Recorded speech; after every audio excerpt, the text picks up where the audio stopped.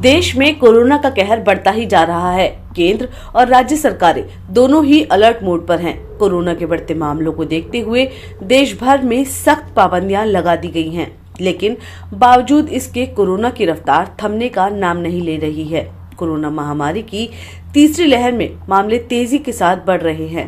नए साल के पहले दिन दैनिक संक्रमण दर जहां 2% थी, वहीं अब ये बढ़कर 15% के करीब पहुंच गई है। यानी 2 हफ्तों में इसमें 13% से ज्यादा की बढ़ोतरी हुई है। इसी बीच कोरोना के बढ़ते मामलों को देखते हुए अब जम्मू कश्मीर सरकार ने भी पूरे राज्य में वीकेंड के दौरान गैर जरूरी आवाजाही पर पूर्ण प्रतिबंध लगाने का आदेश दिया है। यानी यहाँ पर भी अब वीकेंड का लॉकडाउन लगा दिया गया है। हालांकि यहाँ पर नाइट कर्फ्यू पहले ही लगा दिया गया था, लेकिन सरकार की ओर से जारी आदेश के मुताबिक अब से यहाँ पर वीकेंड लॉकडाउन लागू रहेगा। बात करें बीते 24 घंटों की, तो स्वास्थ्य मंत्रालय की ओर से जारी आंकड़ों के मुताबिक जम्मू कश्मीर में बीते 24 घंटे में कोरोना के 1966 नए मामले सामने आए। इस दौरान 5 लोगों की मौत भी हुई, जिसके साथ राज्य में अब एक्टिव केसेस की संख्या 7,932 हो गई है।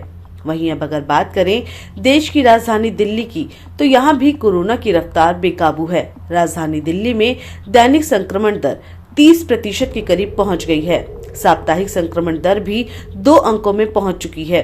प्रतिदिन सामने आ रहे नए मामलों की संख्या तो पिछले कुछ दिनों से तेज रफ्तार से बढ़ रही है, जिसके परिणाम स्वरूप सक्रिय मामले भी अपने 220 दिन के उच्चतम स्तर पर पहुंच गए हैं।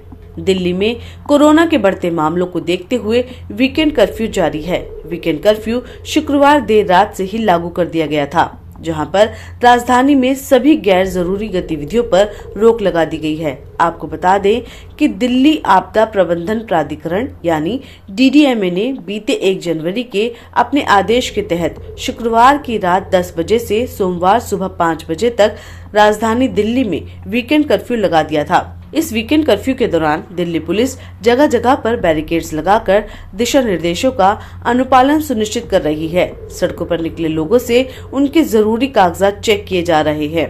आपको बता दें, वीकेंड कर्फ्यू के दौरान मेट्रो सेवाएं और सार्वजनिक परिवहन बसें पूरी सीट क्षमता के साथ चलेंगी। हालांकि इसमें खड़े होकर यात्रा करने की अनुमति नहीं होगी। DDMA द्वारा आवश्यक सेवाओं के लिए पिछले हफ्ते जारी किए गए ई-पास कर्फ्यू के दौरान मान्य होंगे। ऐसे में वीकेंड कर्फ्यू के दौरान किराना, सब्जियां और फल, दवाएं, दूध समेत अन्य जरूरी वस्तुओं और सेवाओं के कारोबार करने वालों को छोड़कर सभी मार्केट वीकेंड कर्फ्यू के दौरान पूरी तरह से बंद हैं। आपको बता दें कि राजधानी में शुक्रवार को कोरोना वायरस के 24,383 नए मामले सामने आए थे, जबकि 34 लोगों की मौत भी हो गई थी। वहीं संक्रमण दर बढ़कर 30.64% दर्ज किया गया था। हालांकि गुरुवार की तुलना में नए मामलों की संख्या में कमी आई थी, लेकिन संक्रमण दर में काफी बढ़ोतरी दर्ज की गई थी।